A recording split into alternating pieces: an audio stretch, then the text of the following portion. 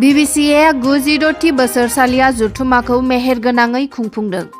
BBCA-नि Christ' सिबियारिफ्रा बेंगालर बेरियान Baptist Bible कलेजनि लोगो आफादगिरि रेभारेन्ड जाहानान सेलेलि आलासिनि गेजेरजों थुदो जोङो फोरबुनियाव थांफिन दिनि बे आयदाखौ लानानै थांनाय 10 अक्ट'निफ्राय दिनै 12 अक्ट'सिम चिरां जिल्ला थुक्राझारनि BBCA मिशन कम्पाउन्डआव मेहेरगोनाङै गुजिद'थि बोसोरसालिया जथुम्मा खुंदों। बे जथुम्मायाव गोबां रायजो राजा ख्रिस्ट' सिबियारिफ्रा बाहागो लायो। दिनैनि जथुम्मायाव गाहाय आलासि नुजाथियो MLA Jiron Basumatary, MLA Lawrence Islary, MLA Jayanta Basumatary, EM Ranjit Basumatary, MCLA James Basumatary, EM रेवरेवा नार्जिहारि आरो गोबां ख्रिस्ट' सिबियारि आलासिफोरा नुजाथियो।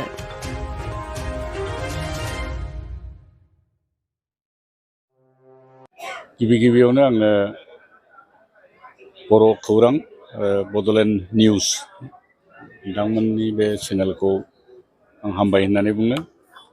नोंथांमोननि जुगेदि आङो दिनैनि बे जोंनि गेवलां जथुम्मानि सोमोन्दै दुलाराय रायजो राजाफोरनो आङो फंनैसो खोथा जोंनि साननाय हनायखौ मिथिहरनो आरो आंनि गोसोनि गोजोननायखौ फोरमायनो बे खाबुखौ मोनबाय। आरो नोंथांमोननि बे चेनेलनि गेजेरजों आङो जोंनि बे सभानि कनफारेन्सनि सोमोन्दै मिथिहोनो थाखाय आं आखायाव लानाय जाबाय। जोङो थांनाय 10 तारिखनिफ्राय दिनै बे जोबथा सान बे सानथामनि हाबाफारि लानानै जोङो बे एनुवेल कनफारेन्सखौ आखायाव लादोंमोन आरो बियो जोंना खुंगाथि 96 जाबाय। 96 जों 100 इयार्स खालामनोसै बावैसो 27आव जोंना 100 इयार्स जागोन। बे जथुम्मानि गेजेरजों जोङो दुलाराय जोंनि ख्रिस्ट' सिबियारि बिथांमोननि थाखै मोनसे जिउआव मोनसे आवगायबोनाय लुखांफिननाय आरो दावगानांगौनि थाखाय थांखि लानानै जोङो खुंनाय जादों। बेनिखायनो जोंनि बेनि गाहाय थांखिया बेनोमोन, काम लेट आस रिटार्न टु द लर्ड। फै जों जोंनि सोरजिगिरि इसोर आफानि खाथियाव जोङो थांफिननि। बे आयदाखौ लानानै जोंनि दुलाराय खृष्टानफोरनि गेजेराव मोनसे गोदान सिमां जौगाखांनायनि हाबाफारि लानानै न'खर खांनायनि थांखि लानानै गोजोन थासारिखौ जोंनि ओनसोलाव बोरै एरहोलांनांगौ बेखौ जोङो लानानै जोङो बे सानथामनि हाबाफारियाव जोङो फोरोङै जोङो मिथिहोबाय। जोंनि बुंथिगिरिया बे बाथ्राफोरखौ बुंफैबाय आरो गोबां मानसिफ्रा बे बाथ्राफोरखौ खोनानो मोननानै जिउआव मोनसे इन्सपिरेसन बिथांमोना मोनलांबाय।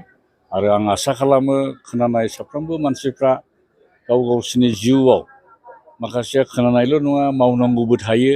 बिथांमोना बे खोथाफोरखौ जिउआव बाहायगोन आरो फैगौ दिनफ्राव जों बिनि फिथाइफोरखौ लासैनो नुनो मोनगोन। जोंनि गाहाय आलासिया जोङो बेंगालरनिफ्राय लिंहरदोंमोन। बिथांनि नामा रेभारेन्ड जहानान सेली। बिथाङा भाइस प्रेसिडेन्ट बेरियान बाइबेल कलेज एन्ड सेमिनारि होननायनि।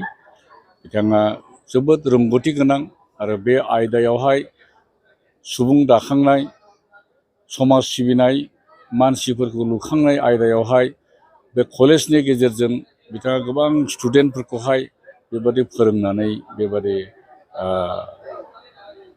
गोरों खालामदों, आखा फाखा खालामदों। बेबादि full of experience, man of word, excellence in speaking, बेबादि आबुं रोंगौथिजों थानाय बिथाङा। आरो जोंनि बे सभायाव फैनानै बिथांनि बुंनाय फोरोंनायजों जोंनि मानसिफ्रा गोबां आशीर्बाद मोनबाय। नैबे एनुवेल कनफारेन्सआव खैसोजनसो मानसिफोरा बाहागो लाफैदों? थांनाय फ्राइडेआव जागायजेनदोंमोन। बे समाव जोंना मानसिफ्रा एसे खममोन। ओमफ्राय मैया एसे बांसिन जादों।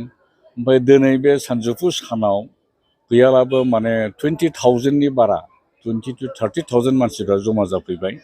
दिनैहाय बांसिन जानायनि जाहोना जाबाय जोंनि जेसेबां गिर्जाफोर दं बिसोरो फुङावनो न'आव गिर्जाखौ खालामनानै बे 12थानि सेसनावहाय बिथांमोना लोगो लाफैदों।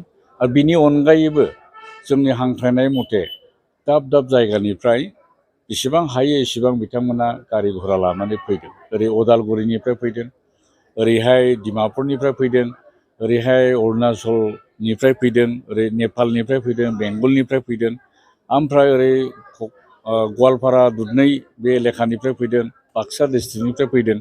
बिथांमोनाबो जोंजों ज' लोगो लाफैबाय। बेनिखायनो नैबे सानजौफुनि गिर्जायावहाय सुबुं सानखोआ बांसिन जादों आरो बिथांमोना बयबो फैनानै जोंखौ सहयोग होबाय।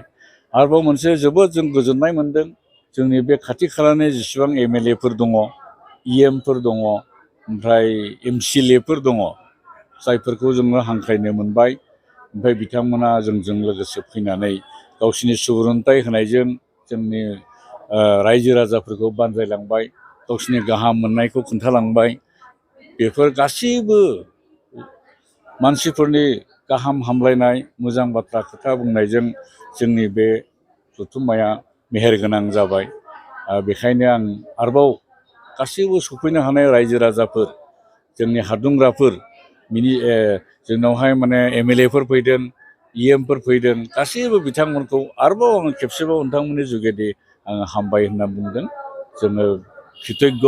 बिथांमोनहा टाइम बहुद बेस्थ', अब्लाबो जोंखौ अननानै, बे ओनसोलाव थानाय रायजो राजाखौ अननानै बिथांमोना दान्दिसे सम जोंजों लोगोसे खाथायफैनानै जोंनो गावसोरनि गाहाम मोननाय, मोजां मोननाय आरो सुबुरुनथाइफोरखौ जोंनो होलांबाय। जोङो गोसोआव लागोन।